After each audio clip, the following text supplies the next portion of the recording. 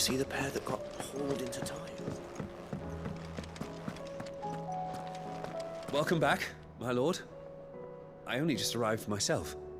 No one seemed to know where I should go, so I thought I'd guard your chambers until instructed otherwise.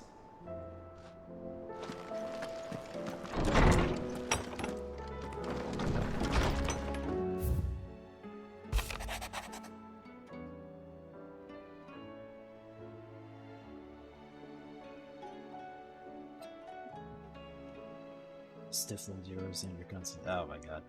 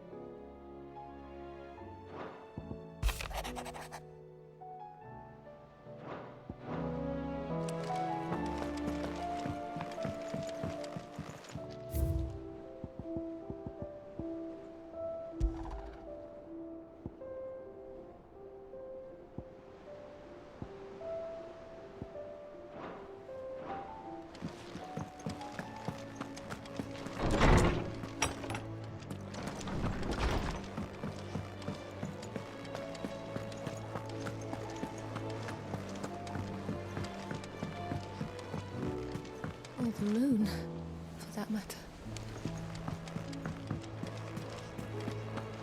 I'd be happy to tell Otto everything that happened. But I know he appreciates it when you spare him the time. A youth claiming kindred with your old commander arrived earlier this morning. Well spoken he was. And handsome too. More than a few of the girls and boys have taken an interest. If you get my meaning. Did you see that?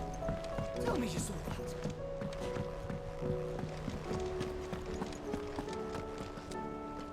Was wondering when you turn up. Hellos from all our friends thanking you for your timely intervention.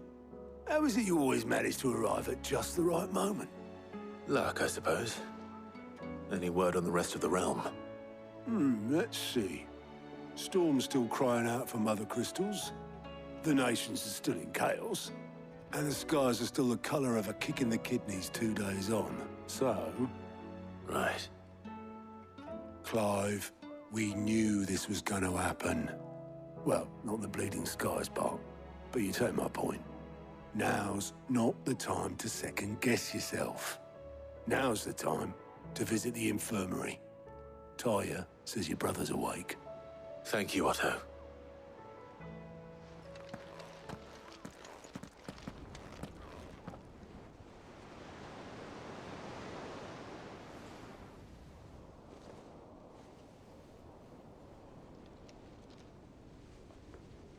So it was not Sylvester, but Olivier who served as Ultima's puppet. And when Dion learned of this, he sought to slay the fiend.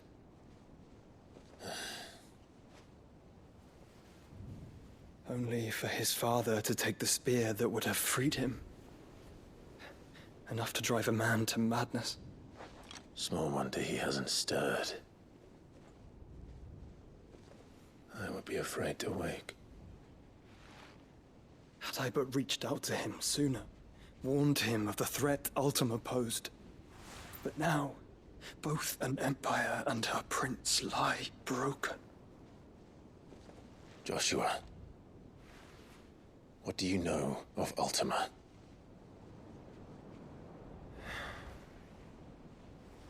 Very little, I'm afraid. Despite my best efforts. 18 years ago, as I lay buried beneath the rubble of Phoenix Gate, 'twas not death who came for me, but another. And it was while in my rescuer's care, I first heard of Ultima. I've been chasing his shadow ever since. Ultima is driven by some deep, dark purpose, and for whatever reason, it would seem you are crucial to his designs. He will stop at nothing to have you. even if that means toppling an empire. But why me? What possible use could I be to such a creature?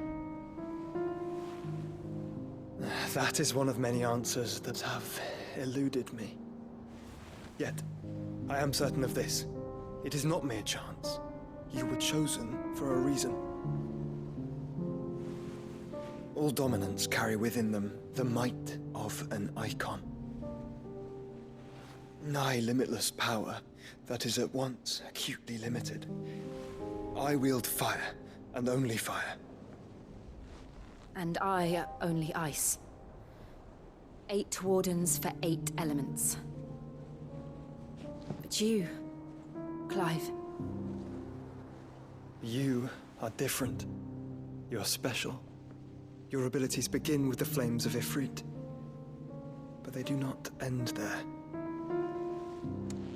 The fact Ifrit can even exist goes against everything we thought we knew of dominance. Perhaps Ultima has been waiting for one such as you, whose potential is truly limitless.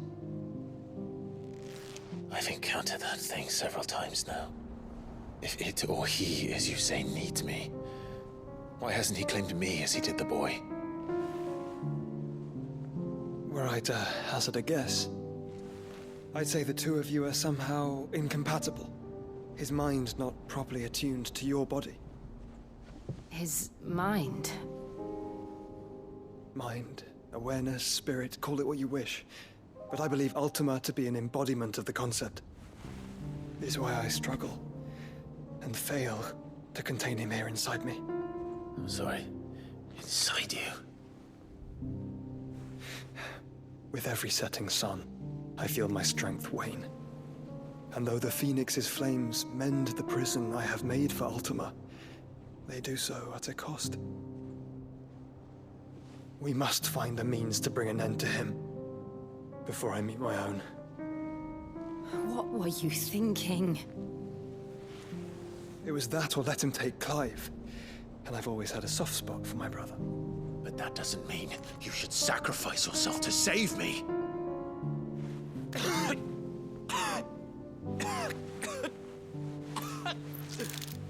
Joshua. Clive, it's Gav. There's an army of Akashic at the gates of Canver.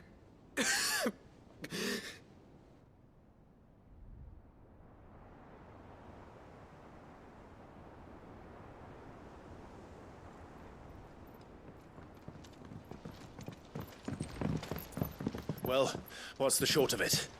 I thought Tyre told you. The capital of the Free Cities is under siege by an army of monstrosities. The City Guard are doing their best to stem the tide, but numbers ain't on their side. What of Lord Byron and Mid? Were they able to escape? No, but they're all right for now. They're hiding with Gav at midship. We have to get them out of there. And we shall. Otto, prepare a Stolas. Tell Gav to stay exactly where he is. Understood. Vivian, what's the swiftest route to the Free Cities? That sounds like a question for the map. Look here. This road, through Tabor, should provide the least trouble. Good. What a coincidence. Tabor is exactly where I'm bound. Joshua, bed is where you should be bound. You don't think I told him the exact same thing? Were Tyre not such a talented healer, I would surely have been inclined to agree. But, thanks to her ministrations, I feel I may safely rejoin my attendant, who was to wait for me in Tabor if we became separated. All right, we travel together. Clive. If he stays close to me, he'll be fine. Thank you, brother. I'll look after him.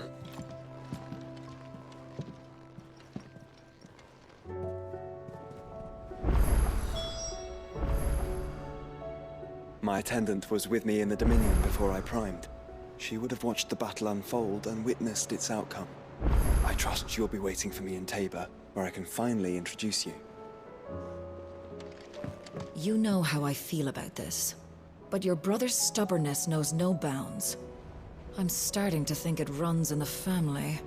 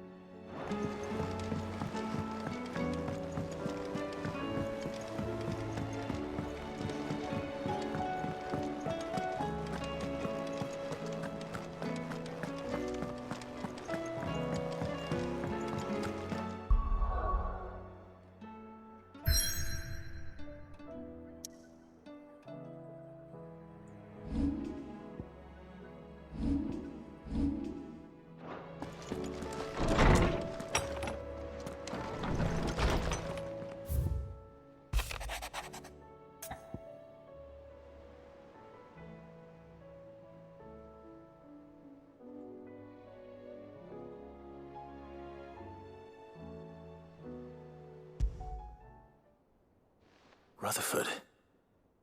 Wasn't that the name of my uncle's manservant? Why would he be at Martha's Rest? Yeah, it doesn't seem like we can go anywhere, so we're gonna have to accept all the quests first.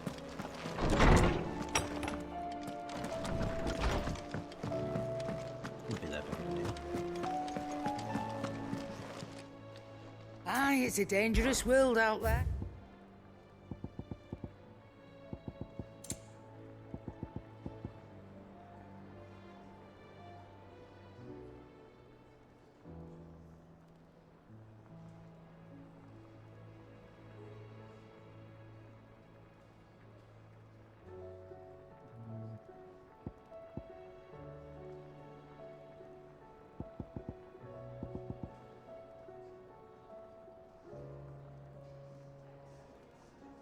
Come again. Oh, don't. I'm not much bothered either way. It seems Oh, the hideaway has blasted lost book. its appetite. Here, you put me in this situation, Clive. You can bloody well get me out of it. I need a hand with a recipe. Are you sure it's me you're looking for? I'm not much of a cook. I'm all the cook will be needing, thank you very much. What I want from you is a little of your time, right? Oh, and perhaps your sword. You remember Ivan's stew, right? Well, despite the look of the thing, and that awful stench, people wolf it down. So I thought I'd try making one of these supposed masterpieces myself. Had a peek at the book and gave it a go, but, well... It wasn't as straightforward as you'd hoped. Ivan had the same problem. Yeah, but this is my blooming kitchen, and I will not be outdone. So if you don't want to be seen as playing favourites, I suggest you lend me a hand. I've never been one to play favourites, Molly. And I would be only too happy to lend you a hand. So, what's on the menu this time? A fried mortress of skyworm. That's one heck of a name, innit? Recipe seemed easy enough to an old hand like myself. Thought I'd followed it to a T. Only, turns out skyworm livers and drake's mint are not what I thought they were. At least I hope they're not, given the rancid mess they made. Ivan said the recipes in the culinary pilgrimage date back centuries. Who's to say the ingredients even exist anymore? Well, that's a question for a scholar, wouldn't you say? Perhaps you know of one? Kindly old fella who haunts the shelves, maybe? Fine. I'll go and speak to Harpocrates. Perhaps he'll know something. And if he does, I'll see if I can find your ingredients for you. You do that. Lest we forget, you've got a reputation to uphold.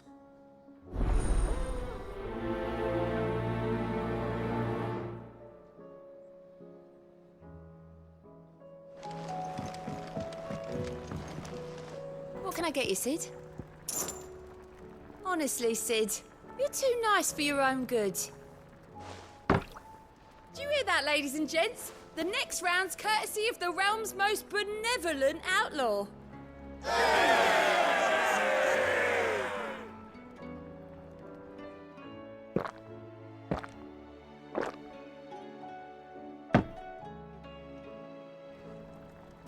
Don't be a stranger, Sid.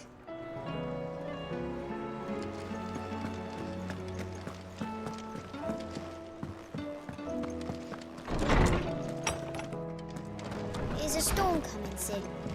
Will there be... Sid, perhaps you can help me solve a mystery. I can certainly try. Who's gone missing this time? It's not who, but what. Mid's scales, the ones she made for her workshop. I borrowed them to teach the little ones about weight, and shortly after the lesson, well, they vanished. My first thought was that they'd taken them off somewhere to play, but when I asked, they swore they had nothing to do with their having disappeared. Which almost certainly means they had everything to do with it. Perhaps a visit from Sid will jog their memories. I think it just might. Thank you. I don't like to imagine that my pupils would lie to me. But if they have, I'll have no choice but to discipline them accordingly. They were in the atrium when I last saw them. As always.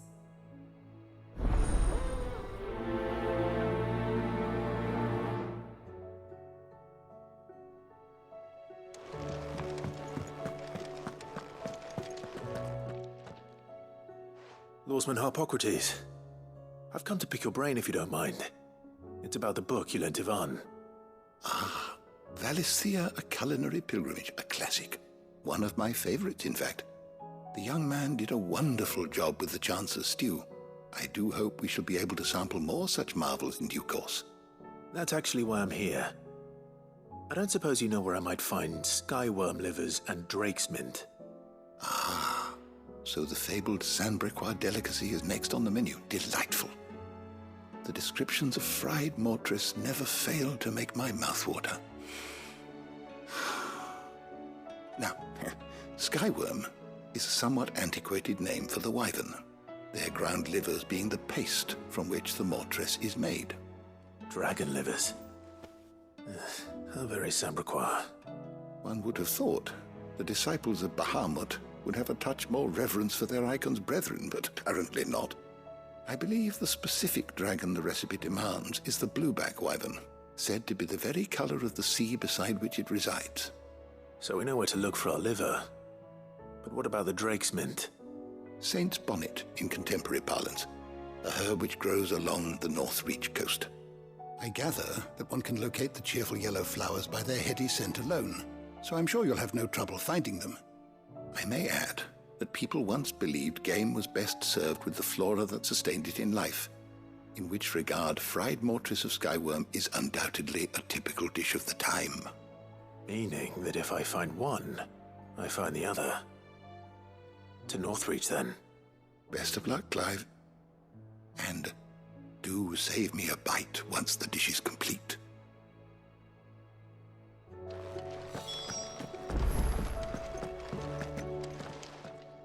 Good morrow to you, my friend. I don't believe you've read this particular chapter before.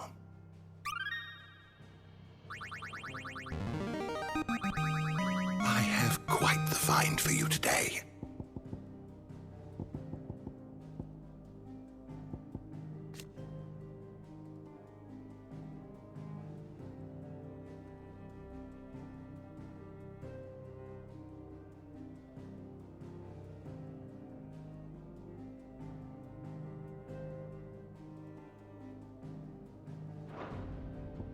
If you have a question for me, I should be happy to answer it.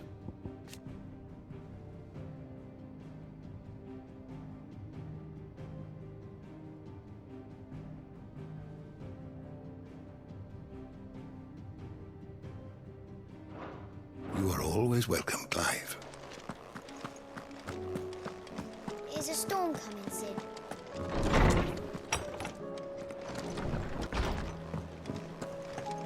Seems the hideaway's lost its...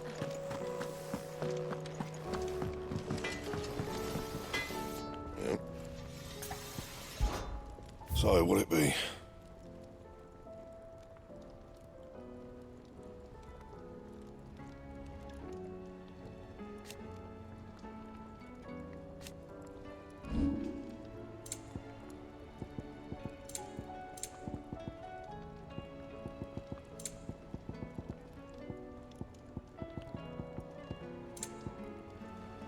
And?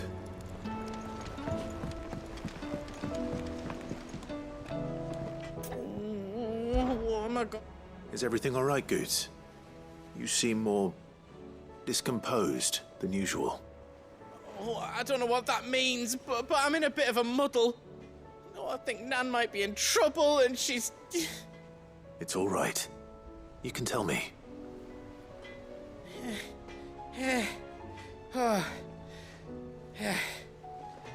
There was a trader came by. One of our usuals, like. Said he'd heard some rotten rumours about her down Dallimil Way. Folk are saying she's been selling to bandits and cutthroats and that. I mean, she's fond of a chance to make a coin or two, aye, but she'd never do business with baddies. Especially not the kind who go hurting people who haven't done out. I wanted to ask her about it myself, but I'm scared she'll give us a tongue lashing. She'd never give your tongue a lashing, though, would she? Don't worry. I'll speak to her. Oh, thanks, Clive. You'll let me know what she says, won't you? Of course. I'm sure it's all just a misunderstanding.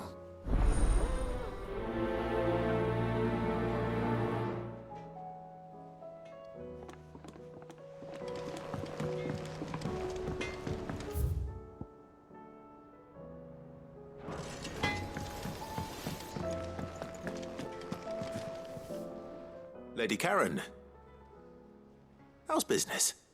Not nearly as foul as the weather. You're doing good trade then? Both in and out of the hideaway? Can't complain. Wait, what exactly are you getting at? Not once in 5 long years do you pay my affairs half a care. But here you are today, raking me over the coals like a bloody popoto. Just asking. Out of interest. All right. I'm here because I was told that certain rumors have been circulating. About you selling weapons to brigands. Oh, are you? And who was it who knows me so well as to tell tales of my evil exploits? I didn't exactly hear firsthand. All I know is that someone in Dallimil has been spreading word to that effect. And what? You believe it? You think I'm profiting off the blood of innocents, do you? Look, I've done things I'm not proud of. Might be there were a time when I turned a blind eye to the wretchedness of the world so I could line my pocket. But that woman is no more. And you'd know that if you'd ever paid the slightest bit of notice. You're right, Lady Karen. I apologize. It was wrong of me to doubt you. Aye, it was. Now, I reckon you've got better things to do than pointing your do-gooding finger at a poor old woman. Of course. Good day.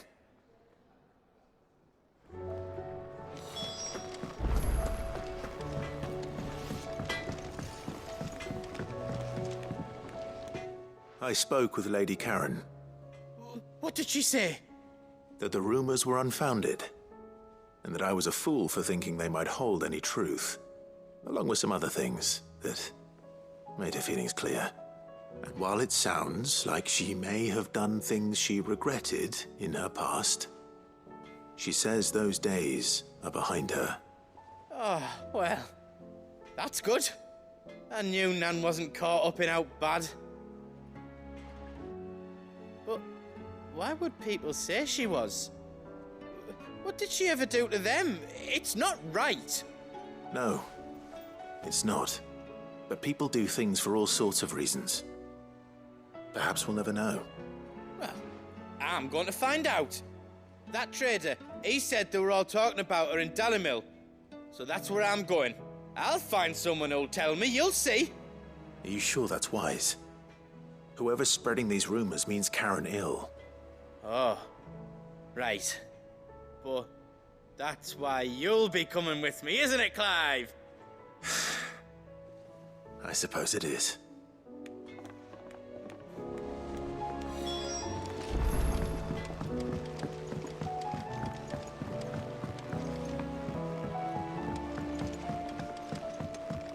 heard the Emperor was impaled on his own son's spear. Never. Dion the Bold. Kinslayer.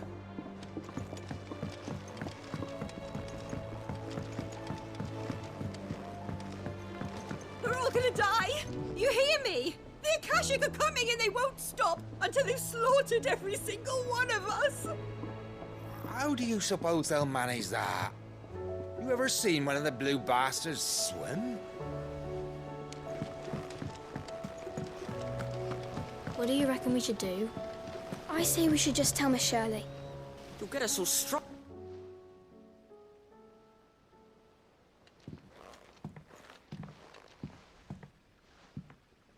Sid! Hard at your studies, I see.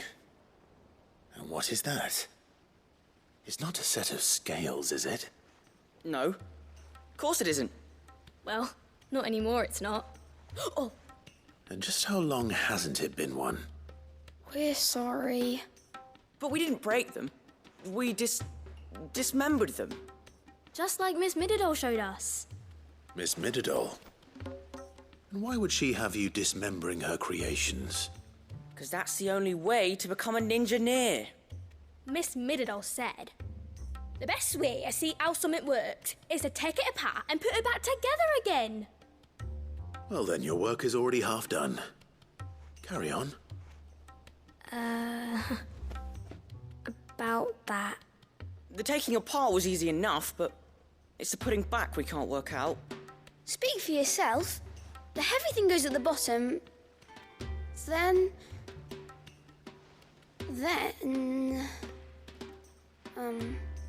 You three need to learn to take responsibility for your actions. So let's have a look at these parts with fresh eyes, shall we?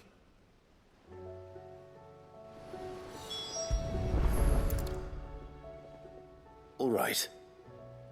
Everything here was once part of Miss Mididol's scales. Every piece has its own role to play, and each is just as important as the others.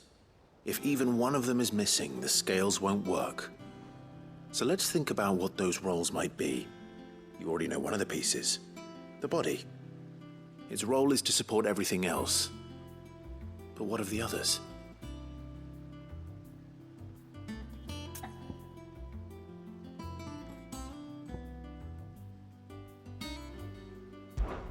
These round parts are called the pans. You all know what a pan is, don't you? I do. Molly uses them in the kitchens to fry bangers. But these aren't for frying bangers, you idiot. They're for weighing stuff. But what if I wanted to weigh Goots? I don't think he'd fit on that little thing. Probably not. What are the chains for? Holding the pans up? Well spotted. Which means something must hold the chains up in turn.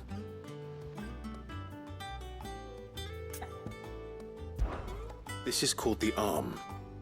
Why do you suppose that is? It doesn't look much like an arm. You're right. It looks more like a wing. Like a chocobo wing! You've ridden a chocobo before, haven't you, Sid? Will you teach me to ride one day? I'll think about it. Now, what do arms do? Hold things. So wait, maybe this arm holds things too? Good thinking. You're on the right track.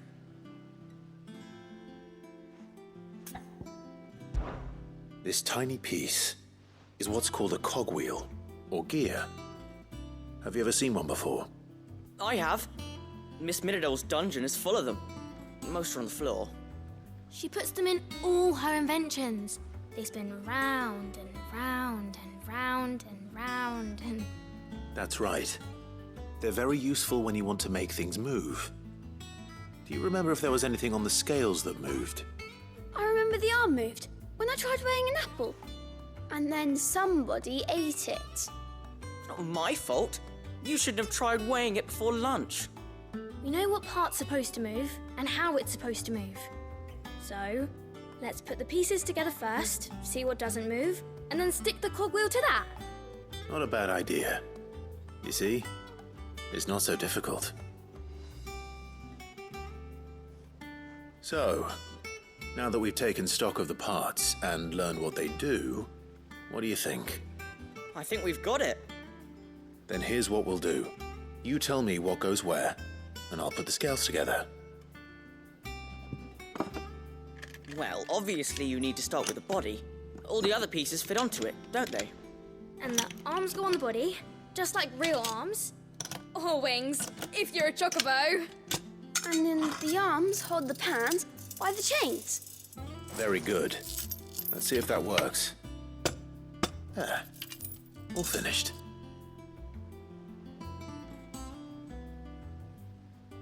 Yes! We did it! Well, with Sid's help.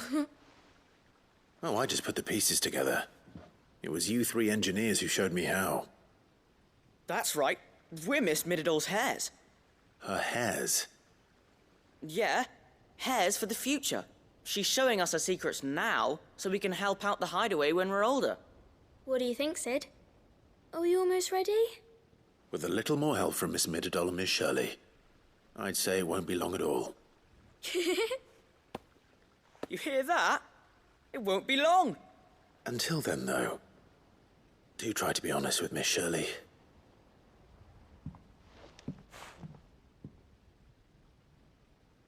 Hey, look! We never used the cogwheel. You don't think Sid forgot about it, do you?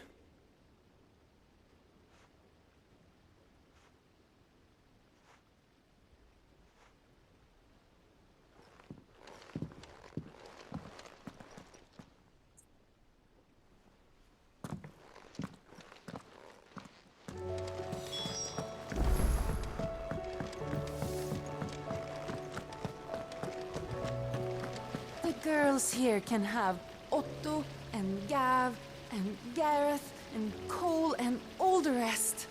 My heart beats for another. Now, if only Lady Taya would let me into the infirmary to see him. Hold on for your sister.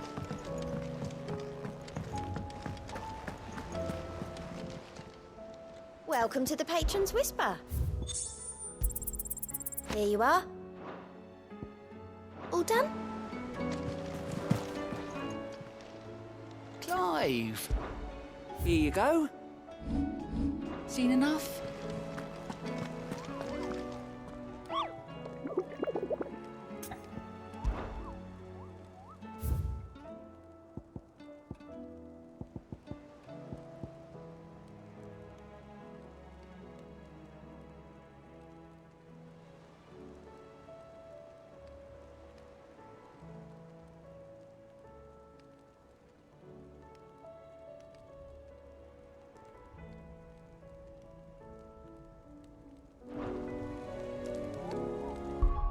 Sorry, I had to take a note of that hunt in case I go after it later.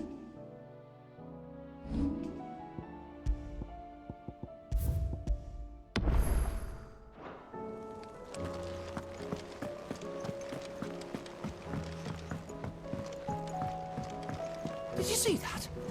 Tell me you saw that.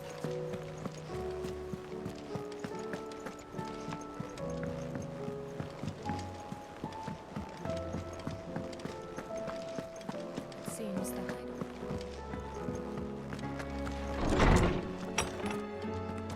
Is a storm coming, Sid? Will there be... Well, did you solve the mystery? It was as you thought.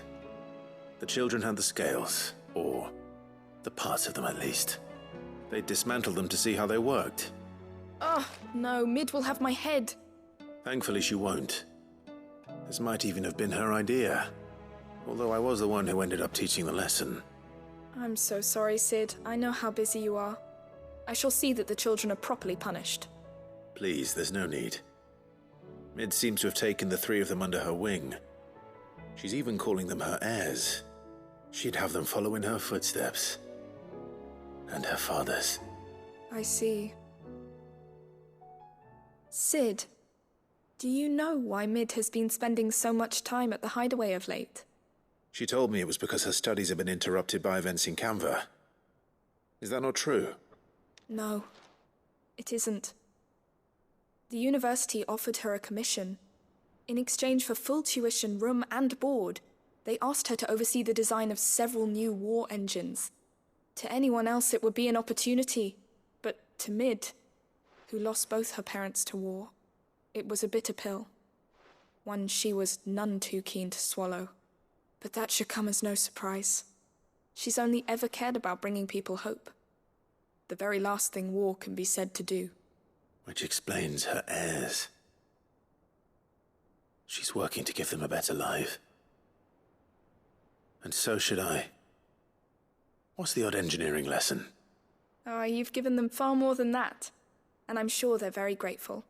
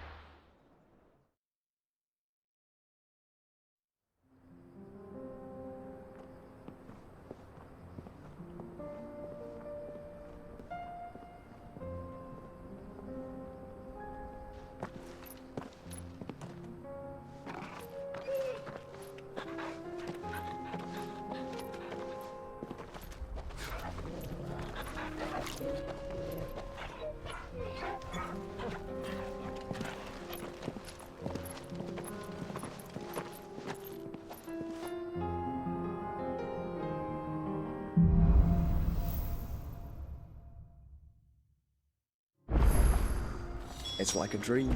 The four of us out walking like we used to. Enjoying this, are you? Gav and the others could be in danger as we speak.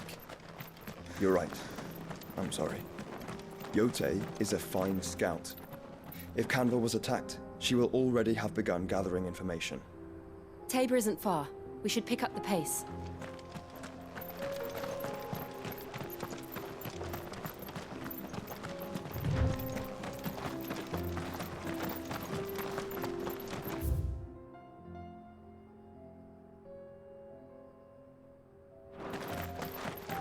We can use the ruins to cross the ravine.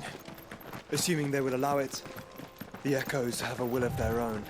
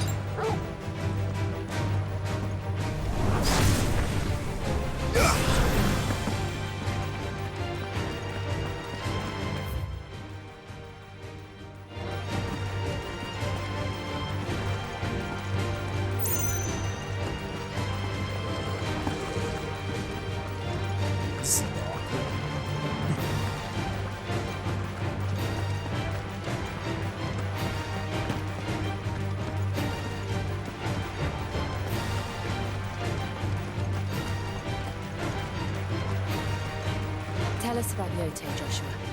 She's stronger, loyal, and deadly with a blade. Much like Clive, but with better manners.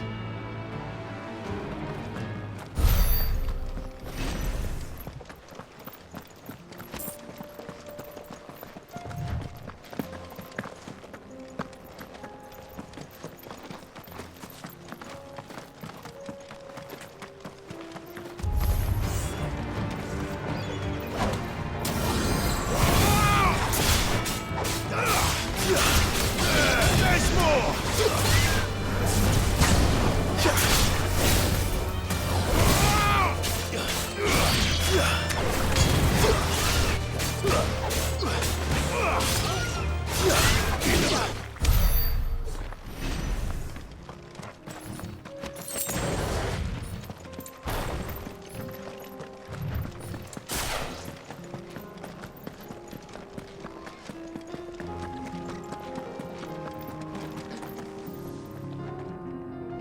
I do. Where are you off to now, then? Bound for the Free Cities, perhaps? Oh, no need to say if you'd rather not. We all have our reasons. Ain't exactly feeling like sharing with strangers myself at the mo. Truth be told, I could do with a bit of inspiration. I mean, there's a board now somewhere, but, you know.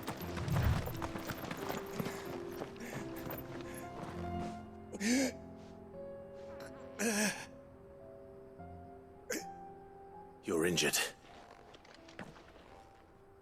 What happened here? Where are your comrades? Ether flood. Up ahead.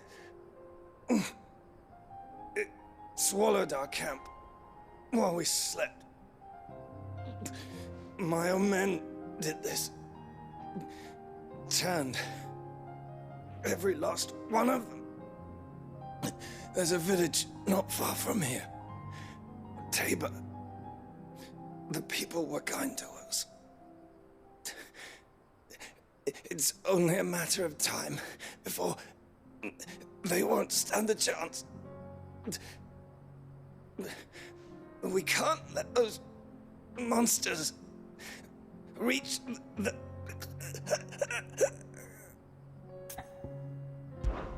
I'll go. You catch your breath. Thank you. Our encampment is up ahead. Just off the track. They must not reach Tabor. Forgive me, Lord Kuka. Rest well, soldier.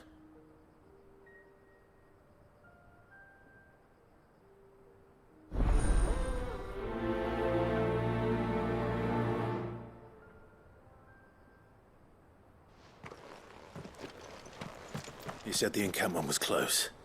Let's hope the Kashik is still there.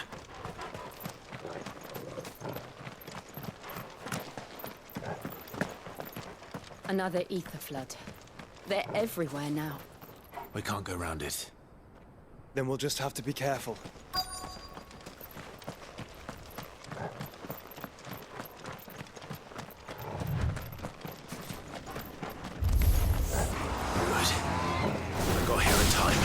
All yours, Torgal!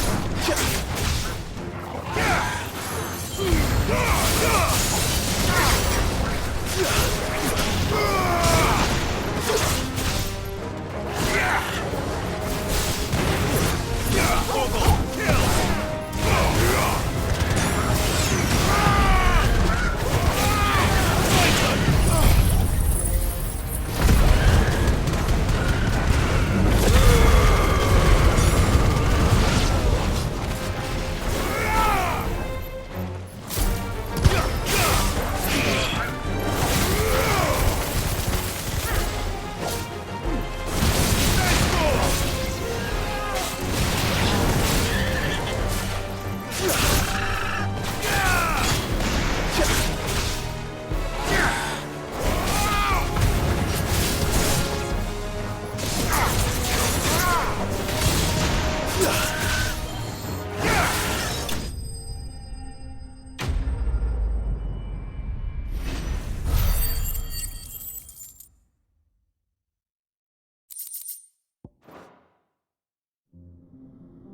Someone there!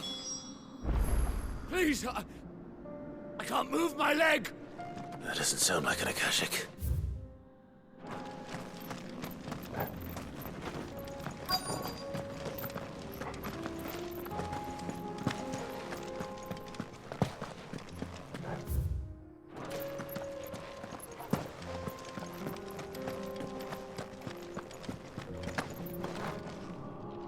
You're with the battalion? I am. I heard the fighting. Are the others? Taken care of. One of your brothers in arms told me what happened and asked for help. Another survivor? Where is he? Tell me. His wounds were too deep.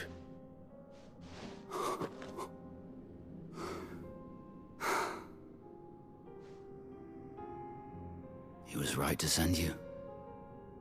Those things you slew are no longer my brothers. Tabor is safe thanks to you. Here, you've earned it.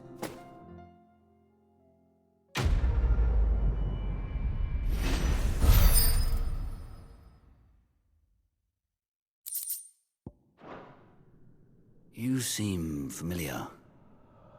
Have we met? You must have me confused with someone else.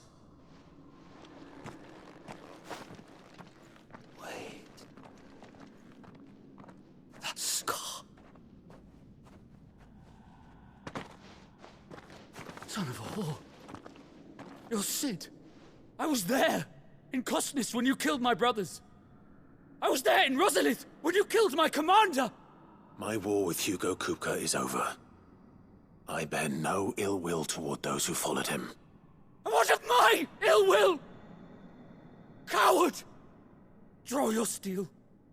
Lord Kupka shall be avenged!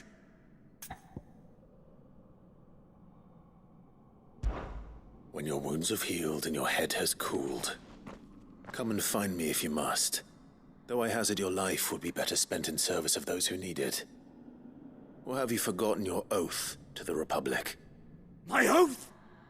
What would you know of oaths? I know how hard they are to keep. Which is why I'm giving you the chance to keep yours. No. I won't be deceived. Lord Kupka told us of your crimes. You are an outlaw. A murderer, not some man. Like you or anyone else. I am nothing like you. But if you're not gonna kill me, then go. Leave! Just know that I will find you, Sid. Someday.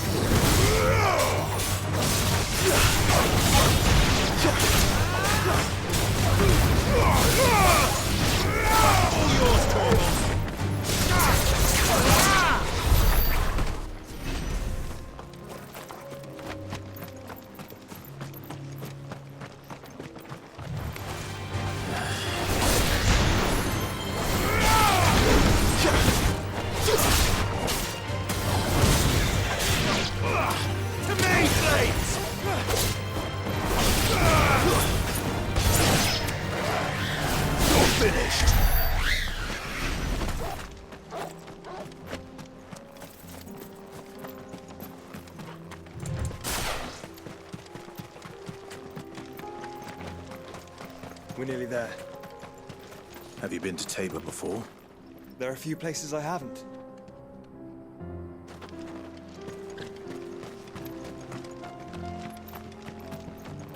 Welcome, travelers. We don't get many visitors here in Tabor.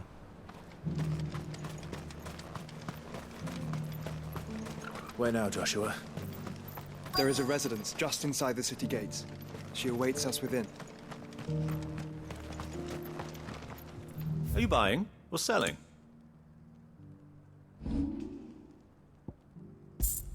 Go safely.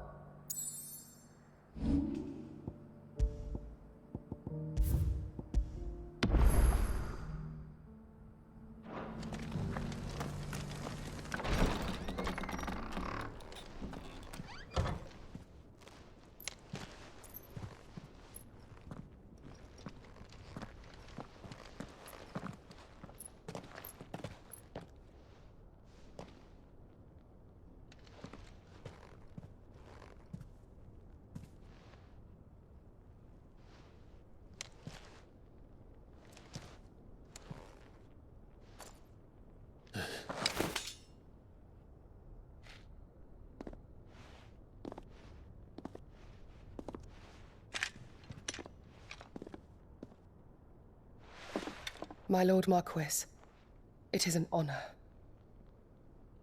I am Yotei, Knight of the Undying, charged with the protection of His Grace Joshua Rosfield, Keeper of the Flame of the Phoenix.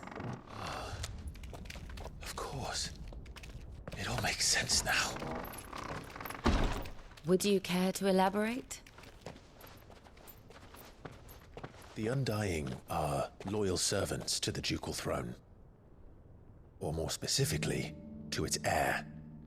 They have served our family for generations, albeit from the shadows.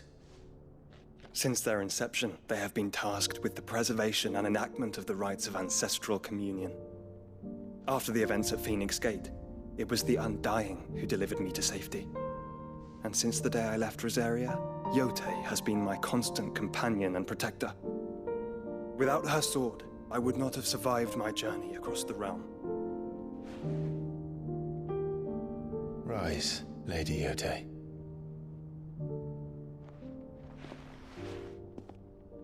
You saved my brother. I owe you a debt I can never repay. I but did my duty. Come now. Tell us what you've discovered. Your Grace. It is as you feared. The vessel we spied off the coast of the Crystalline Dominion on the night of her fall. It was the Einherjar. Beyond any doubt. The Black Galleon. Joshua, the Einherjar is the Royalists' flagship. What business would they have in the Dominion?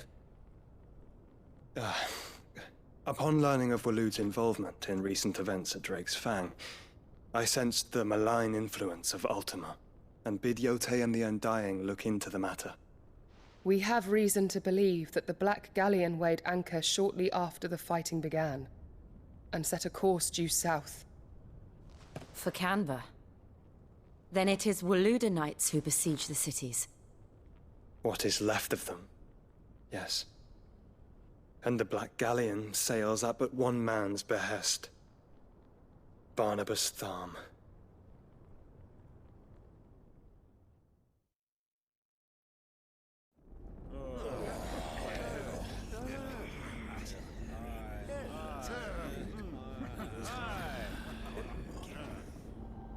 But are we truly safe here in the Agora? The city guard have been paid, if that's what you're implying. All the more reason for them to run. Well, you are free to leave, Lord Minister. Markets abandoned, warehouses aflame, blackened hulls choking every port in the capital. Canva is ruined.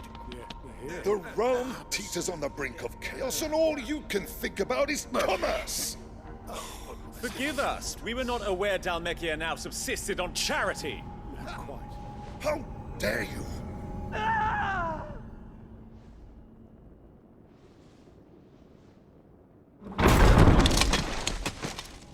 Distinguished members of the Council, you must forgive His Majesty this intrusion. What is the meaning of this? A trifle crowded, but I fear it will have to serve, my liege. Very well. My colleagues, do you not see? The king! He has come to save us from the Akashic!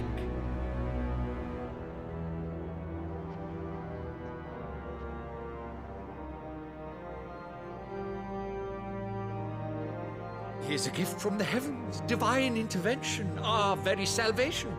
And of course, if it is compensation he requires, we would be most willing to negotiate a fair price for services rendered. Fools! Your ignorance unbecomes you. Your Majesty, correct me if I'm wrong, but I would swear that the fiends washing the cobbles of Canva with the blood of her citizens wear the colors of Waloed. Ha! So you do not deny it. Guards, fetter them, and see our guests to the dungeons!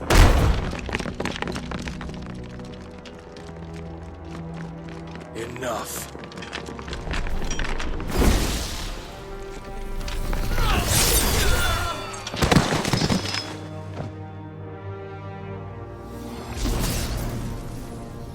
Pathetic creatures.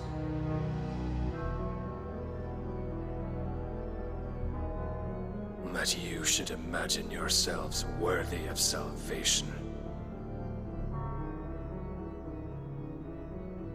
The girl is still here, somewhere in the city, her consciousness fair dripping with her late father's hubris.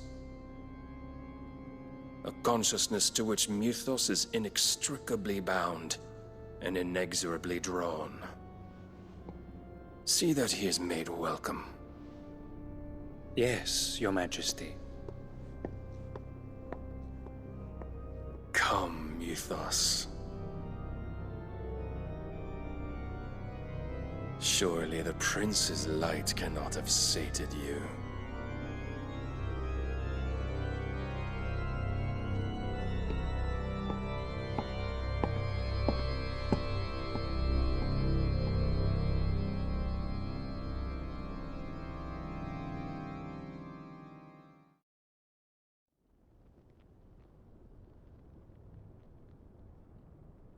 So then, how long has Waloed been under Ultima's control?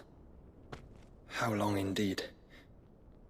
Based on what we know of Barnabas's actions, I would guess some few years, mayhap more. But to what end? What does Ultima want? The tapestry. Show them.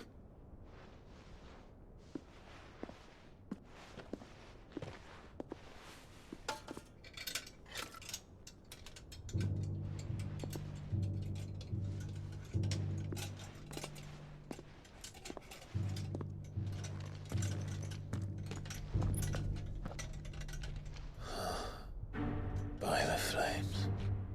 Phoenix Gate, Drake's Breath, and now here. But what is it? It is old, ancient, even. Naught remains of the faith it represents, save what can be gleaned from the image itself. None could tell me what the one in the apothecary meant, even the Undying. But I believe it may be the key to discerning Ultima's purpose. That figure in the center, the one beneath whom the icons congregate, that I believe to be Ultima. He is a god, or at least godlike. His very existence beyond our ken. The icons, and by extension their dominance, are meant to be his subjects, and while some, like Barnabas, have accepted this role, others have rejected it. Like you, Clive, which is rather inconvenient, as it appears he needs you most of all. And gods don't like to be disobeyed. No, I don't suppose they do. Clive, may I tell Yote of the lake? By all means. Yote, I will be accompanying my brother to the Free Cities. Whilst we are afield, I would have you watch over those Clive has made his wards. Omielos delan tuisag ilith. Though well concealed, the hideaway lacks trained fighters to defend its occupants should they be discovered. But it is my duty to... As it has ever been my brother's duty, remember. If that is your wish, Your Grace. But please be safe. If aught were to befall you, You have my word.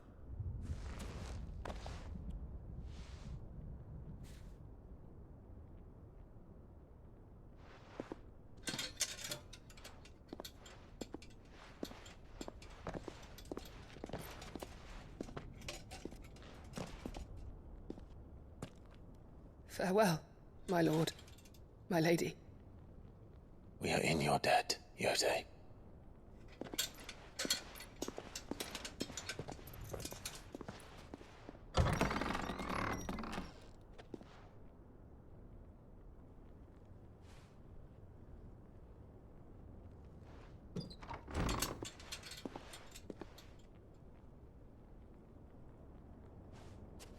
Let's find our friends.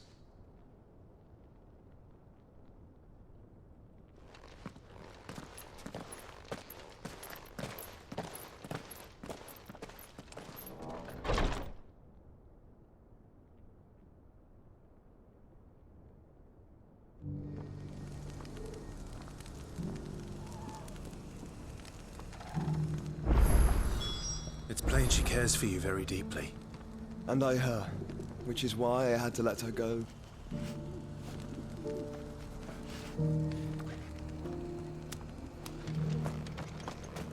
Opportunity beckons. Who among you is Is that blade for hire, perchance? Because I have a mind to make a killing. Figuratively, I hope. Well, yes and no. A passing caravan carried with it a rumor most fortuitous for one in my trade, that an elder Dread Evis had been sighted in the fields of Carava. Dread Evis are aggressive beasts. Compelled as they are to acts of violence, few survive to maturity, but those that do develop a hide of phenomenal value. A hide you want to sell? Eventually, yes.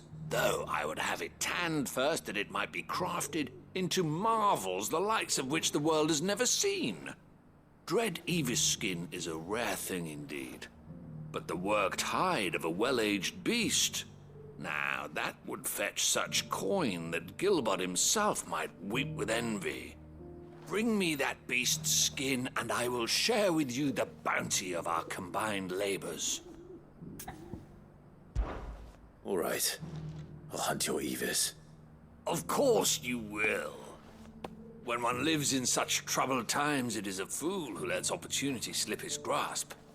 Leave Tabor through the east gate, but take the path that branches west. Once you reach the checkpoint at Tovani, you are a mere stone's throw from the fields of Carava. I eagerly await your safe, and above all, triumphant return.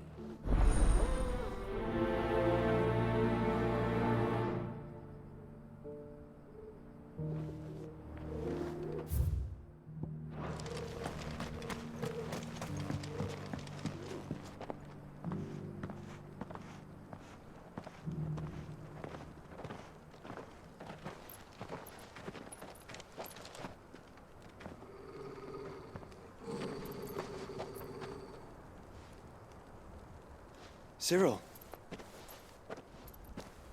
How fares the search? Well, Your Grace, my report shall be with you ere long. Ah, yes. Yotei is otherwise engaged, at my behest. And the duty of wardenship? Fulfilled. For as you see, I've been reunited with my first shield. I am Cyril, Knight of the Undying and bearer of the Burning Quill, charged with chronicling the mortal deeds of His Grace, Joshua Rosfield, keeper of the Flame of the Phoenix and rightful Archduke of Rosaria. I entrusted Cyril here with overseeing the investigation into Ultima's origins. Findings from his brothers and sisters afield are delivered here to be collated and catalogued.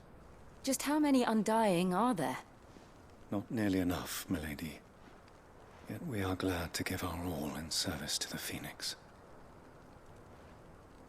Such is, and has ever been, our creed. I see. You have your associates, I have mine. But you may now think of them as ours. That won't be a problem, will it? The Phoenix is our sun, and we but the shadows that quicken in his radiance. It is from the darkness that we serve, both him and now you.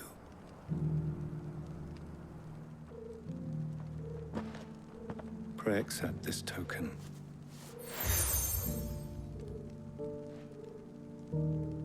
For as long as you bear it, members of our order will reveal themselves unto you. If there is nothing further. No. You are dismissed. Your Grace.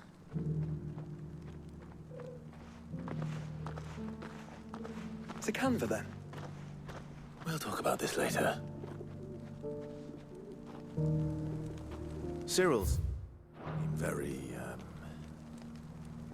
You certainly keep strange bedfellows, Joshua.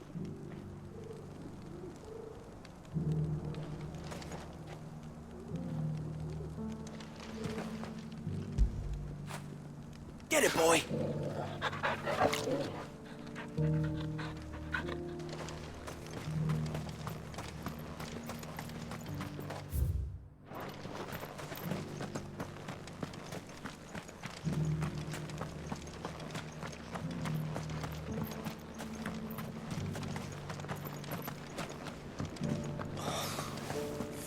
Fleshed 100 skins today.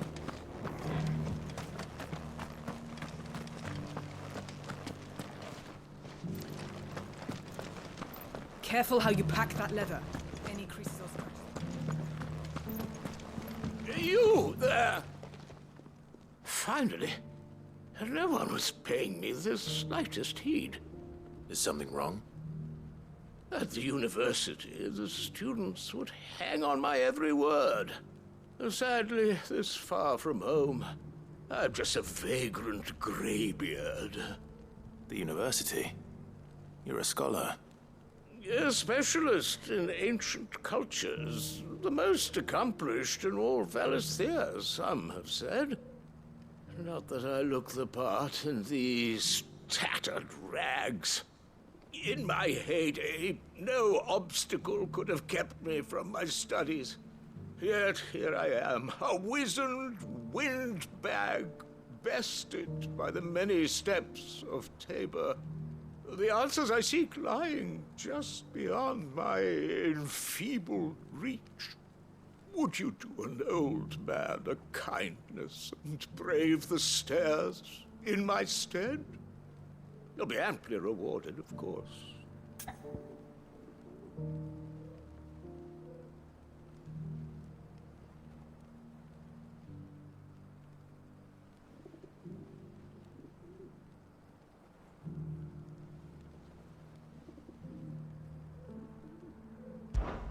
Climb the stairs and... And memorize a few inscriptions for me. Assuming you know your letters, that is. Some courteous soul is rumored to have carved clues to Tabor's rich history into stones dotted about the village. 3 of them, to be precise. 1 each to the north, south, and east. I'm here in the hope that those carvings might shed light on a riddle I've been pondering for some time.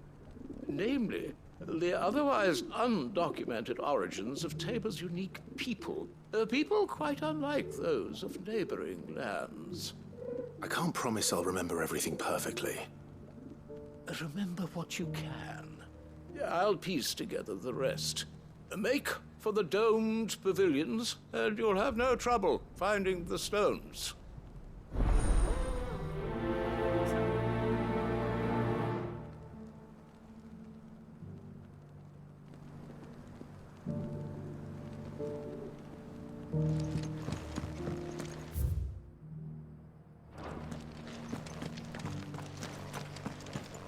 How are those new boots treating you?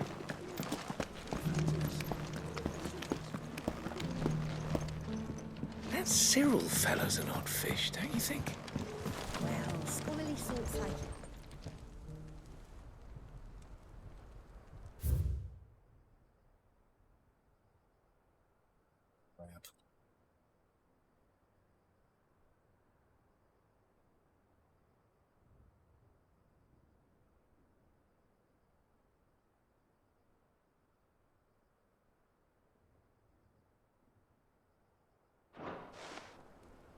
No history would be complete without mention of the mother crystals.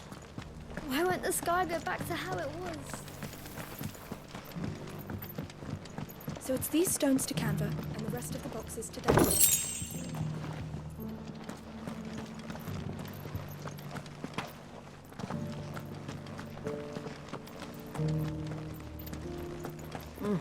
Not a scratch on them.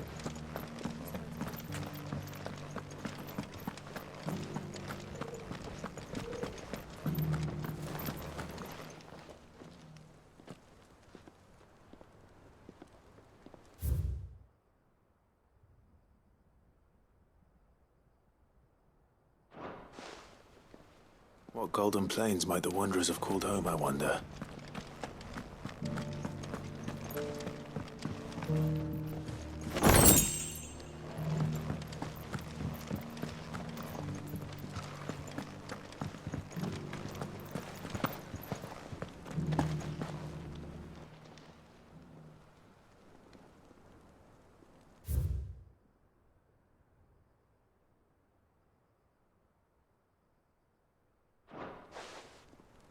Farmers must have settled here in Tabor.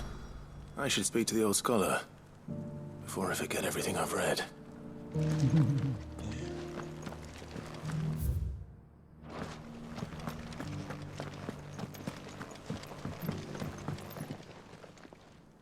The engravings were in good repair considering their age. Oh, would that I could have seen them for myself. Oh, come, don't tease me now. What did you learn of this place and its people? Let's start with the engraving to the south, shall we? What did it say? Shit.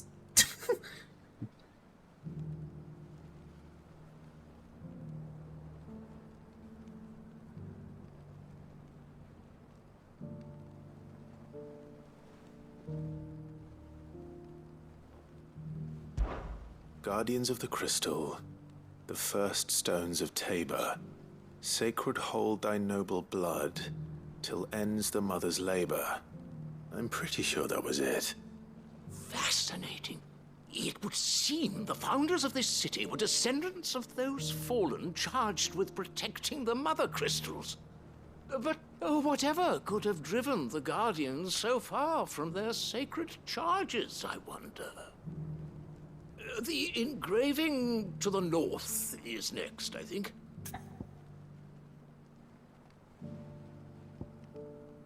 Took notes. Wanderers of the Golden Plains, lay your roots in stone. With pride recall thy noble past, and make these rocks a home. Or, I think that was it, at least. No doubt you're right. There are vestiges of nomadic customs in Tabor its guardian roots could never account for. This is proving most enlightening. Now, for the final stone.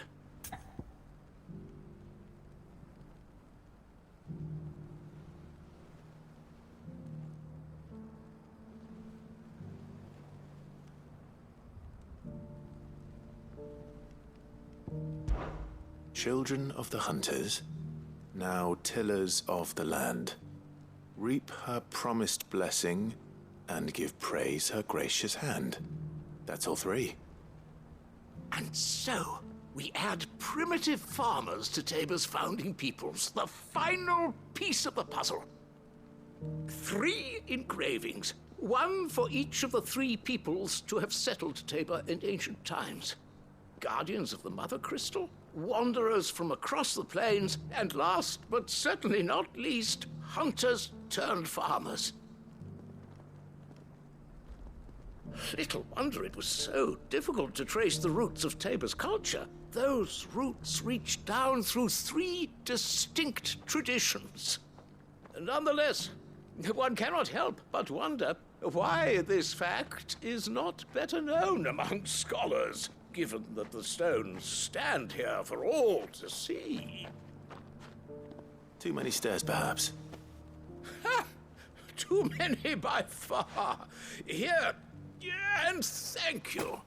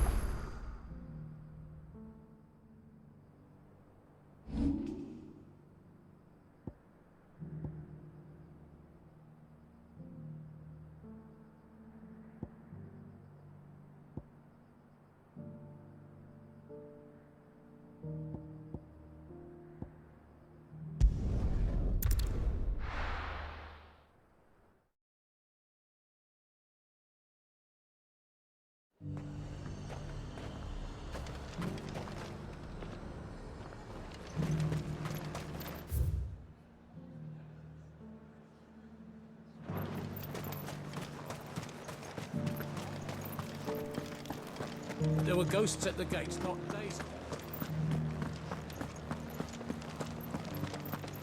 You needn't fret. The creatures have been...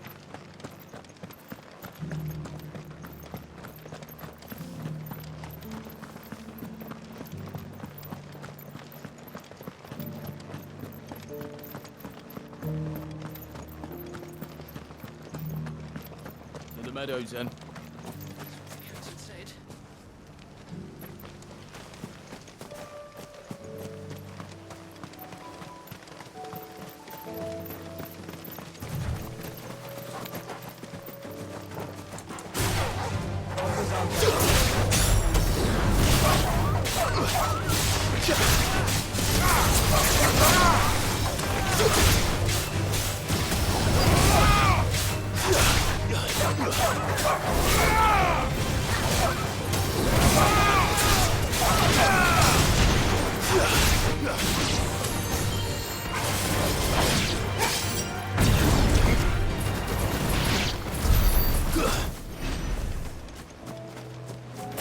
Hippocrates said I should be able to find what I'm looking for somewhere nearby. Bright blue dragons and bright yellow flowers. Should be easy enough to spot.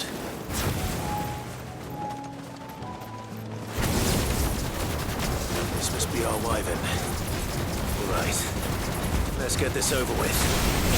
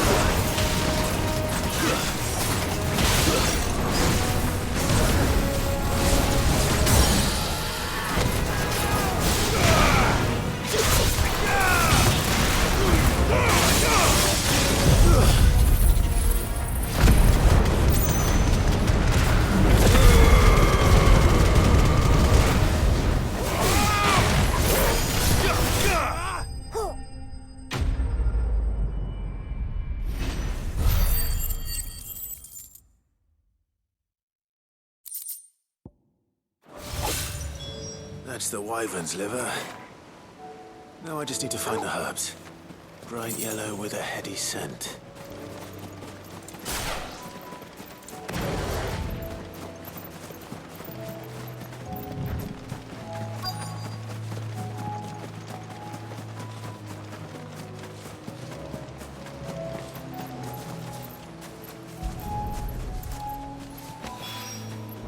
I think that's everything Molly needs to resurrect her recipe. Better head back.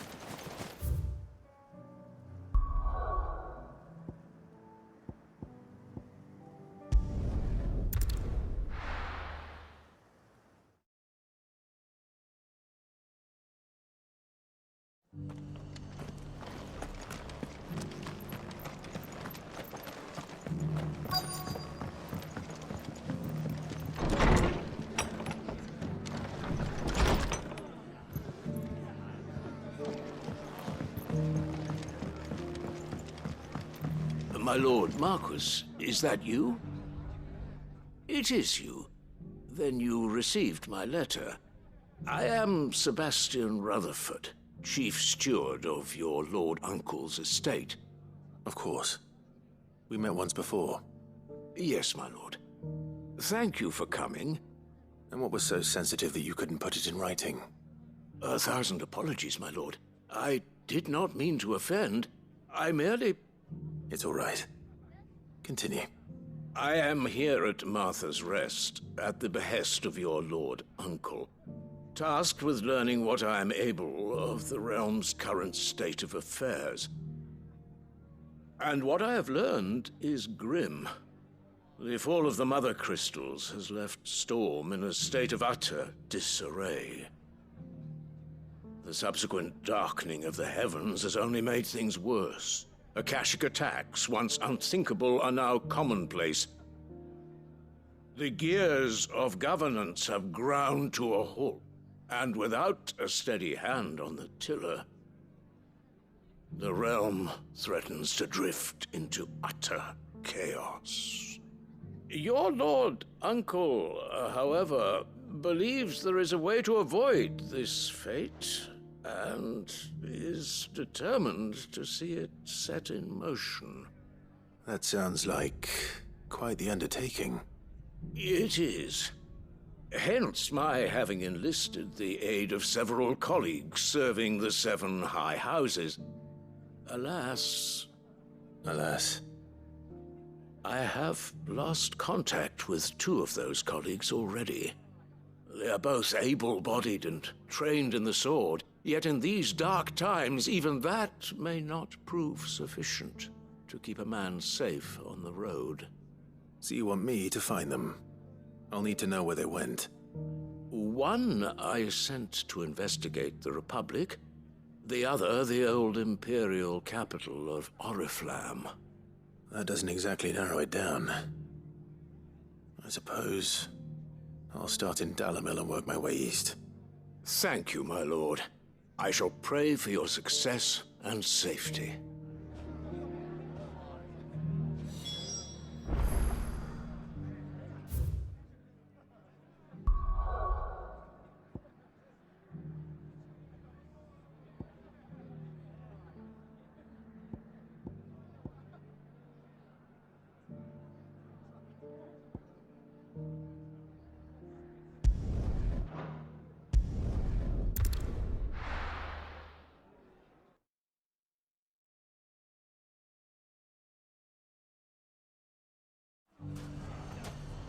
It's not going to be easy finding one man in an entire republic. Let's hope someone here's seen something. It shouldn't be too hard to find goods. The gentleman of the town guard.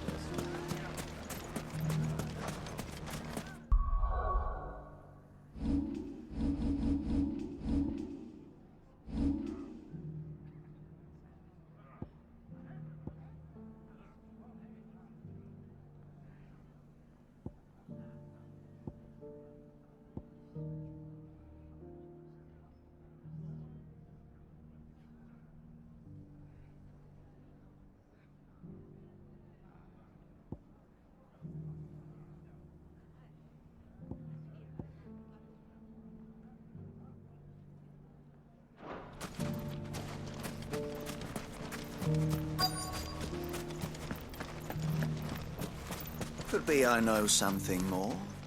What's it worth to you? I've got 100 gil and a chocobo feather. Clive, listen! I found someone who says he's heard the rumours about Nan. Have you? Go on. Tell him what you told me. All right. It's like I said. A wizened old crone by the name of Karen's been selling steel to whoever will pay her price, be they knight or knave. Says the more swords and spears she puts in people's hands, the more war they'll wage. And the more war being waged, the more call for swords and spears. And who will they all turn to keep them in steel? Why, the good Reaper herself. And you've seen this Reaper at work? Aye, it just so happens I have. You'll find her right here plying her trade most days. Here in Delamil? Where exactly? She has a stall here in the market, but if you're not the patient type, you can probably find her at her storehouse on the edge of town. But it'd be a bolder man than me that braved that particular nest of vipers. Feeling bold, traveler? I hope so, for your sake. Now, if that's all, I have places to be. Sorry to have kept you.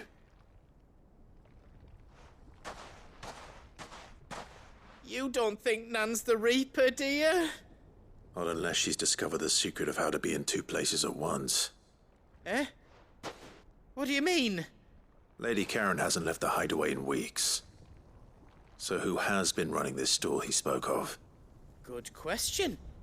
I'll go and have a look. And I'll visit this storehouse on the edge of town. All right, but be careful, Clive. You too, Goots.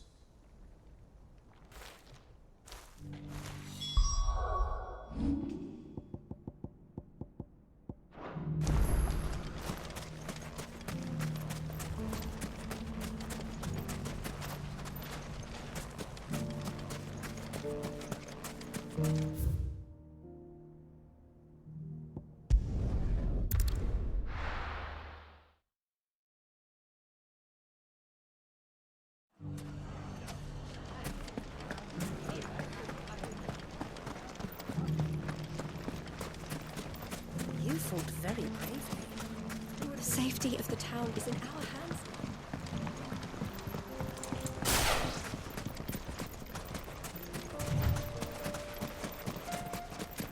Time to brave the Viper's Nest.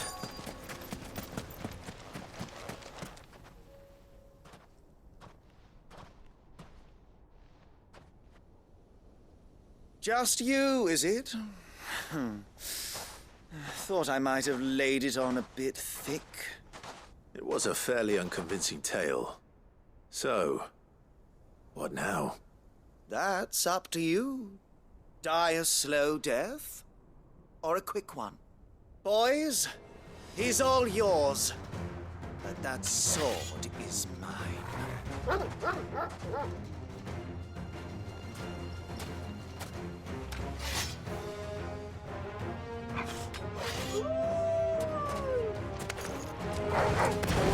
Please now, we could pretend this didn't happen.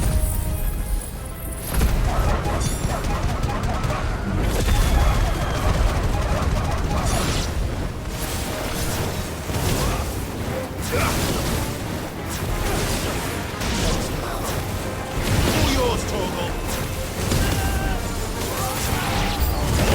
Kill!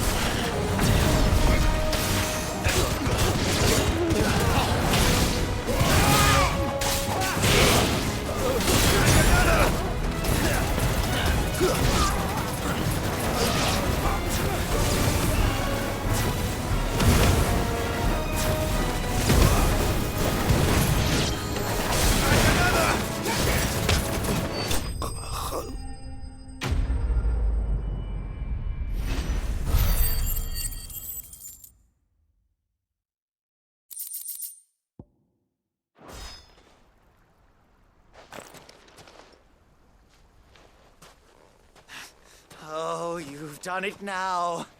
Go on. Tell me what I've done. When the Borgwyn finds out you've killed his men, he'll have your head. He only wanted that bull of a manservant, the dim one always clinging to Karen's skirts. You weren't even supposed to be here. Who the hell are you anyway? What were you going to do to him? The Borgwyn wanted him to get to Karen. I was only supposed to point the lamp in the right direction once he arrived in Dalamil. But then you turned up. Well, go on then. If you're going to end me, end me. You're not worth the effort. Now be gone, before I change my mind. Fucking coward! I need to find Goots. Right now.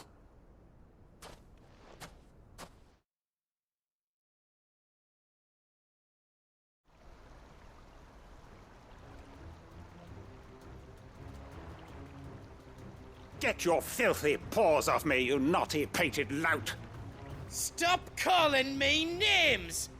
And stop spreading them horrible lies about Nan! Well, that will be easy enough. For they are not lies. Every last word is true.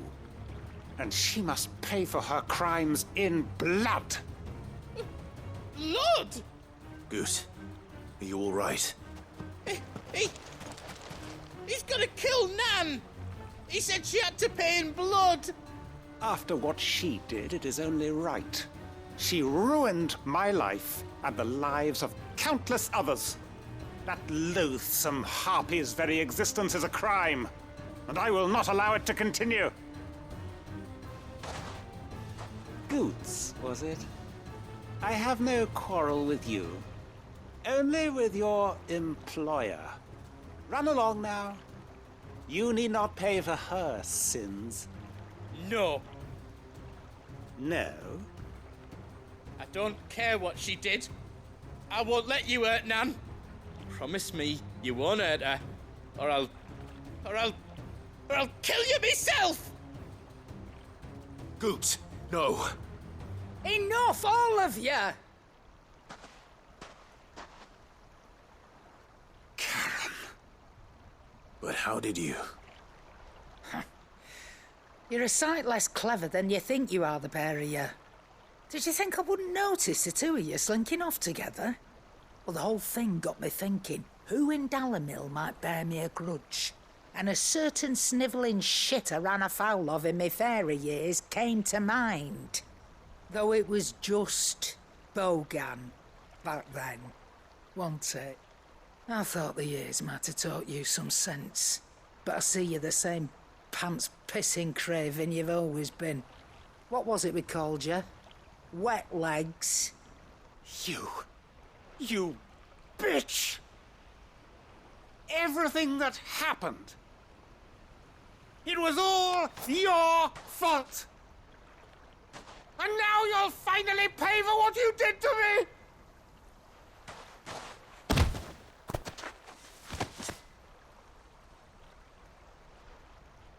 Goots, you...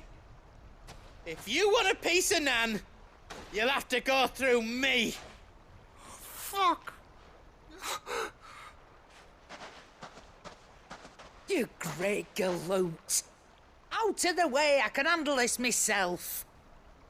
So, wet legs, you remember what you told me when we last met? An eye for an eye. Wise words, Sam. Wise words.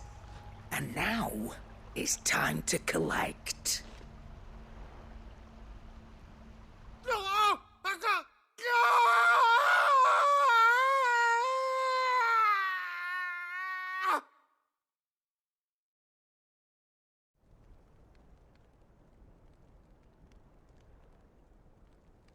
Sorry to keep you waiting.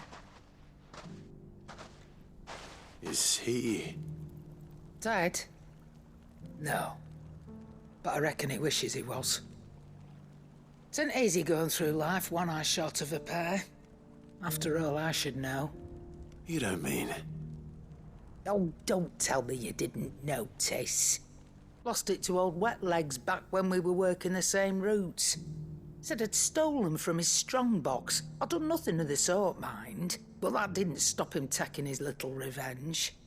So I took some of my own. Sorry, lost everything. His coin, his clients. Always knew he'd be back one day to claim his due. But he crossed a line dragging poor Goots into this. He didn't hurt you, did he? No, Nan. Still got all my arms, see? Legs too.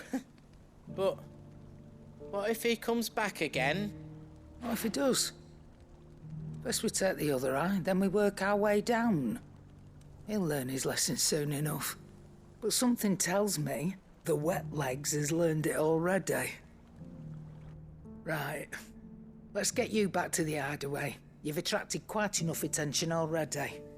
Ta-ra, Clive. Remind me never to cross you, Karen.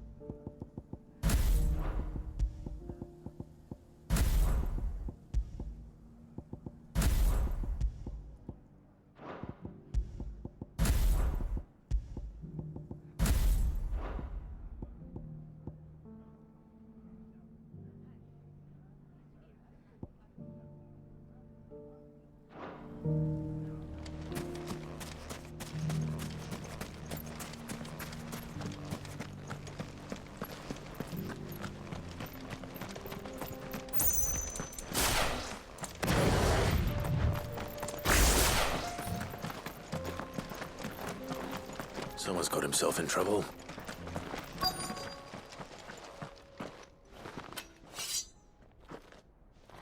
I don't see your master here, so you can start by giving us all the coppers in your purse.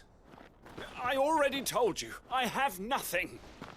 Then maybe we'll take that pretty outfit and the steel you're wearing. Please! These men are trying to rob me! I'll deal with this. Thank you. You that one's master, then? If you'd kindly pay the coin he owes us, we can pretend you didn't draw your blade on Republican soldiers. Or you can go back to your garrison and I won't report you to your captain. Oh, you're more than welcome to. He hasn't had many visitors since we slit his throat.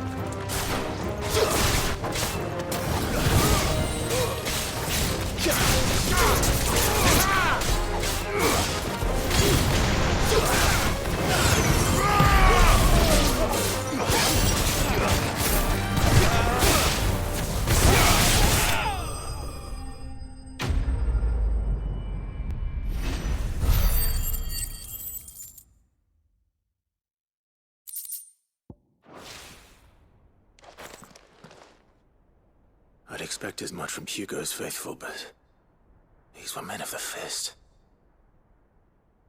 Much has changed in the Republican army since they lost their rock. You've seen this kind of thing before, then? Many times. I was sent here to observe the situation. You're one of Rutherford's men. He sent me to look for you. Well, then you have my thanks. I fancy I could defend myself against one, perhaps two, but a whole regiment. I arrived in Dalimil several days ago, but when I called upon the captain of the local garrison to make inquiries, his men confiscated my effects and locked me in a cell. The captain is no more, and his men make the rules now. Fortunately, I was able to bribe my way free, only to be stopped again by those soldiers you so kindly dispatched. What of the Fist Central Command? Surely they wouldn't allow such lawlessness amongst their ranks. I would imagine they are unaware of it. Most of the army has fallen back to the capital and hunkered down behind her walls. Those who weren't recalled now rule the fringes unchecked, answering to no one but themselves. Then it's worse than we imagined. You should return to Rosaria. It's not safe here. I'll find a caravan heading north. You won't mind if I borrow one of these soldiers' coin purses?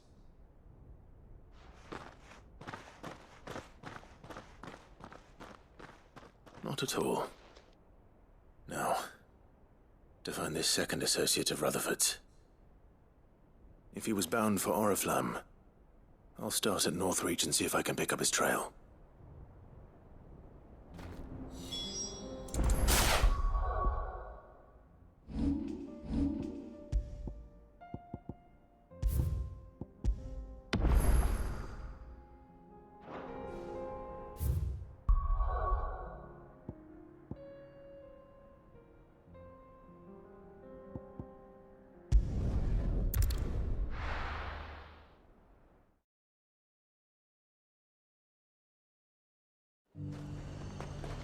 There's a lot of road between here and the capital. Rutherford's man could be anywhere.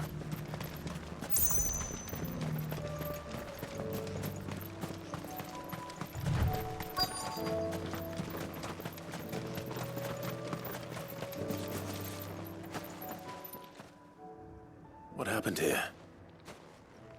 If you're with the others, they've already relieved me of my belongings. I'm not. I'm looking for someone who was sent here by a man named Rutherford. And then you found him. I am Alistair Rockford, attendant to the Lady Ariane of House Wellesley. Of the 7 high houses of Rosaria.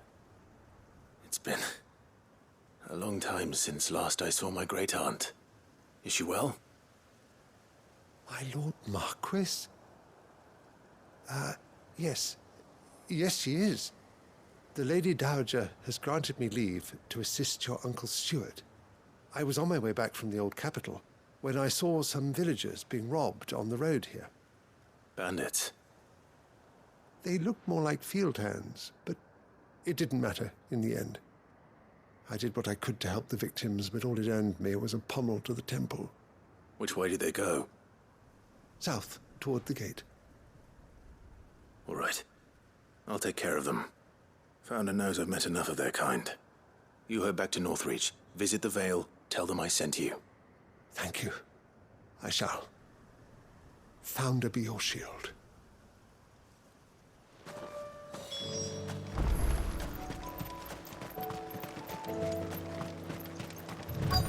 They just couldn't resist, could they?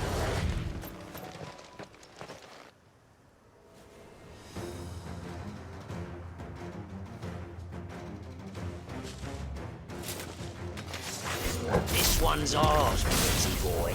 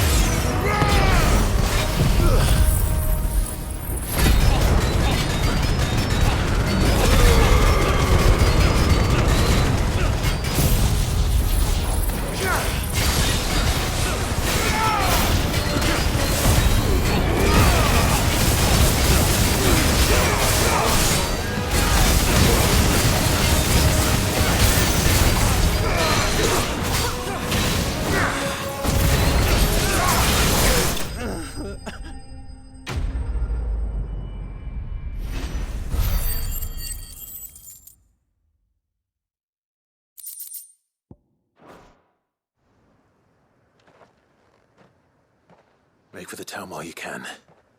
There may be more bandits nearby. You don't need to tell me twice. Many thanks, traveler. This looks to be all of them.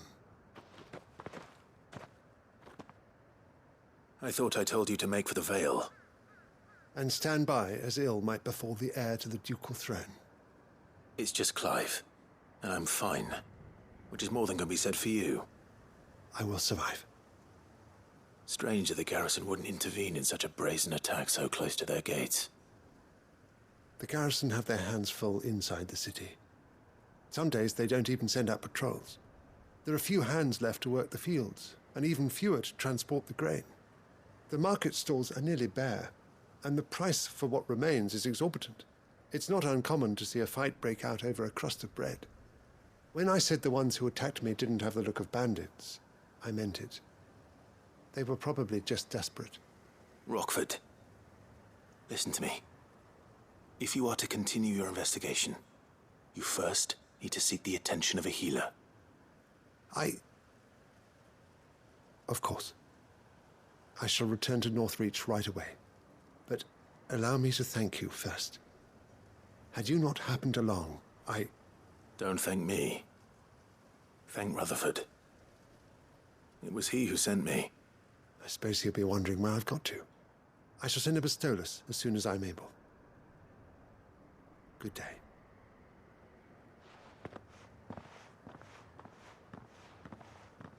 My uncle certainly has his work cut out for him. If it isn't already too late. I should go and tell Rutherford that his colleagues are still in one piece.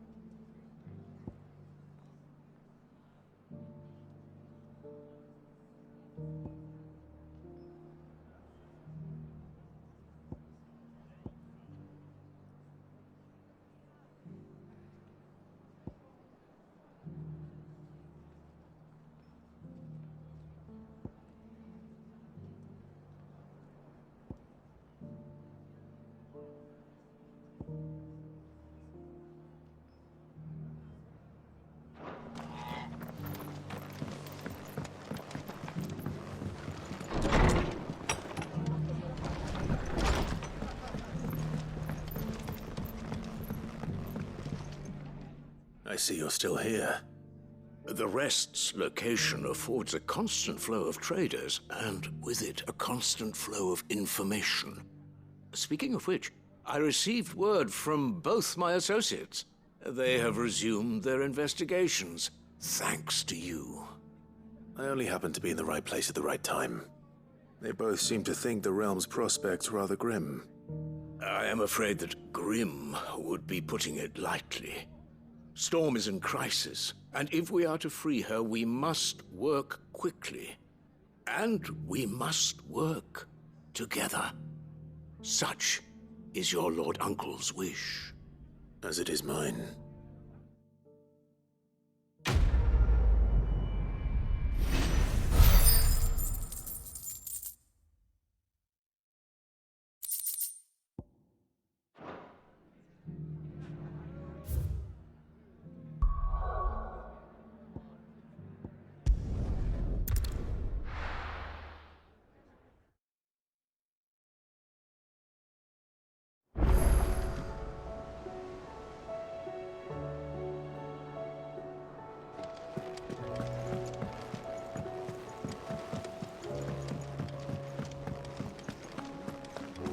Seems the hideaway's lost its...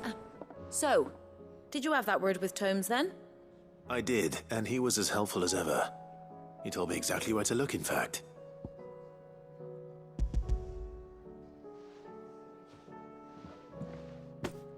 And what precisely will I be cooking up? Or is it better not to know? Blueback wyvern liver. And, a herb known as Saint's Bonnet. Ah, Wyvern livers, was it? Well, at least it weren't actual worms, I suppose. Now then, you stay right where you are. I've got some cooking to do. Let's hope these grand old chefs of yore knew what they were on about.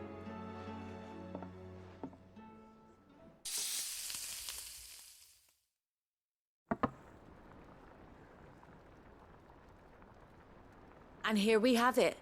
Fried mortress of skyworm. Ivan's offered to make sure it's fit for consumption. Well, I say offered. He as good as begged. And rightly so. Is there any higher honour than partaking in a slice of culinary history?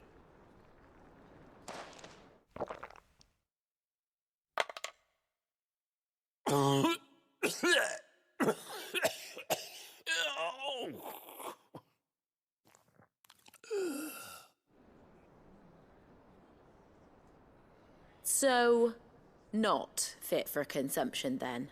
What witchery is this? The crackle of the crust gives way to an almost violent richness. Yet, it is the piquant kiss of the saint's bonnet that tames this savage dish. It is a tour de force, a force of nature even, a maelstrom of flavour and sensation, a graceful beast emerging from centuries of slumber. I think he likes it. Well, I can't quite tell with all that nonsense he's talking. But I reckon you might be right.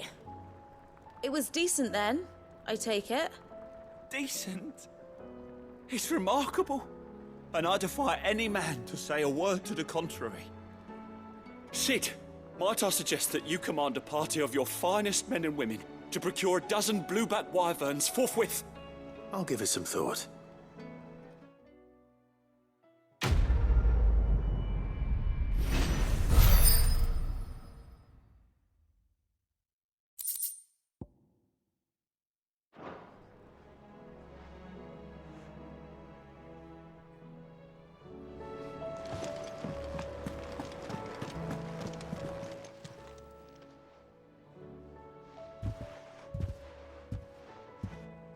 Nothing like a dish of cold vengeance to foul the gut. I'm sorry, Nan. I didn't mean to make things worse. I just thought I had to protect you. Like you've protected me. Aye, well, someone had to. Your parents certainly didn't give a whit for your well-being. Reckon the both of us would be worse off if I'd not taken you on. You've always been me right eye, Goots. And I'd have you stay that way. So don't you dare go looking for trouble again. Well, I will. If you ever need help, I'll do it again and again, and you can't stop me. Why, you big lump. Fine. Play the hero if it makes you happy. Thanks, Nan. I won't let you down.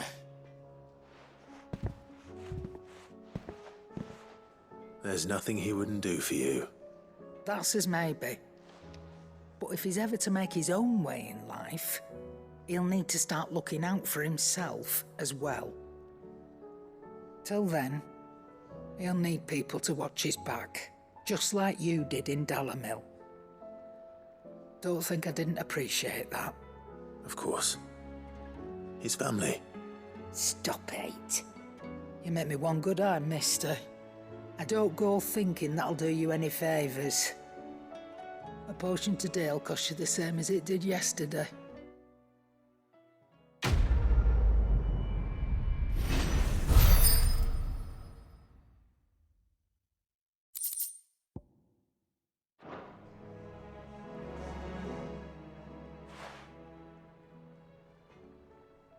Let me tell you a story, Clive. All right. Them rumours wet legs were spreading.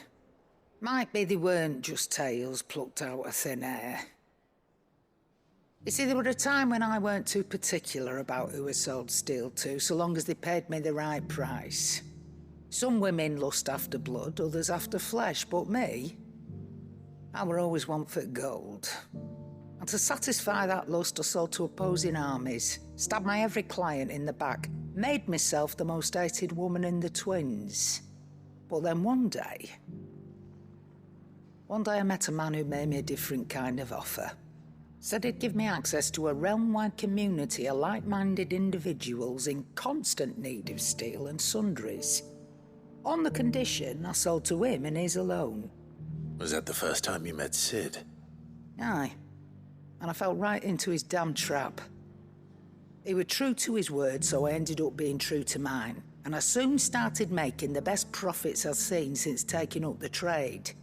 And all without aiding or abetting any outlaws. Except Sid himself, that is. Told me about his plan to topple the mother crystals, you know.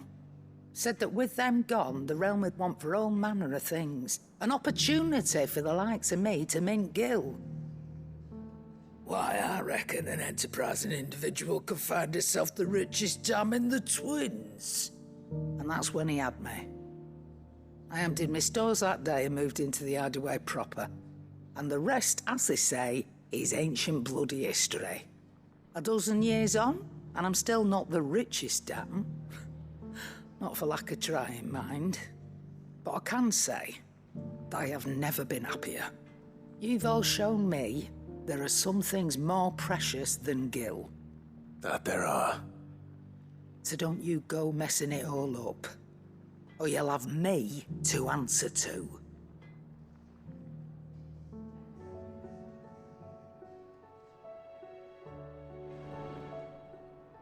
Clive, coin purse weighing you down?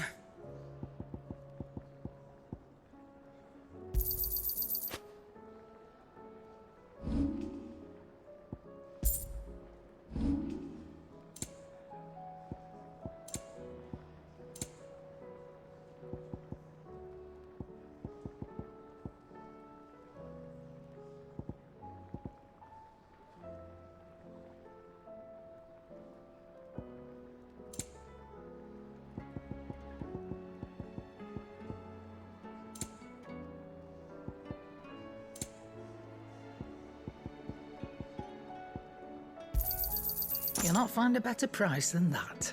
Finished, are you? It seems the hideaway's lost its appetite.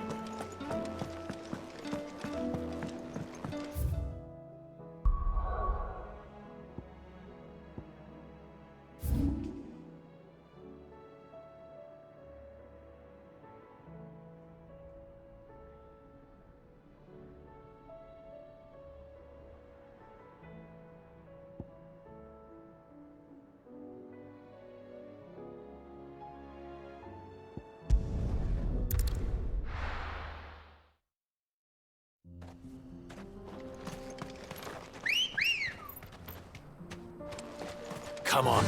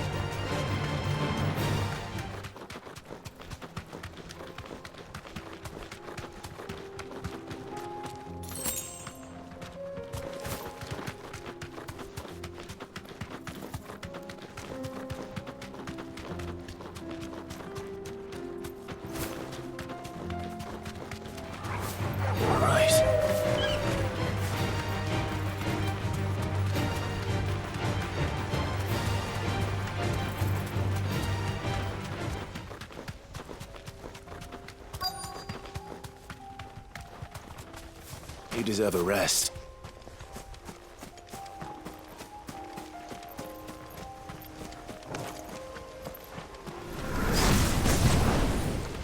Old he may be, but it looks like there's still plenty of fight in him yet. There's more!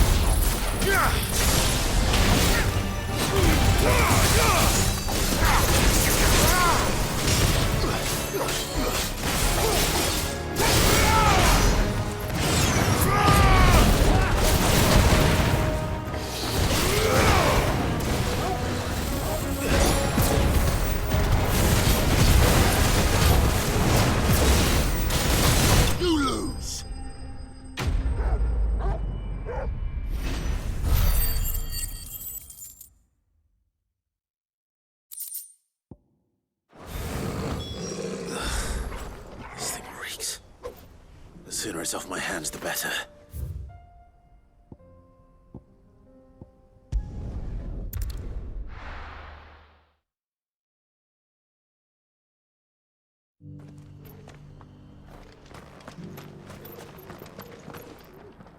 Here's your hide, as requested.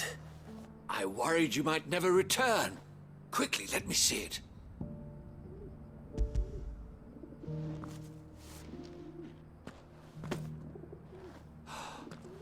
Oh, as supple as a maiden's cheek, yet as adamant as her virtue.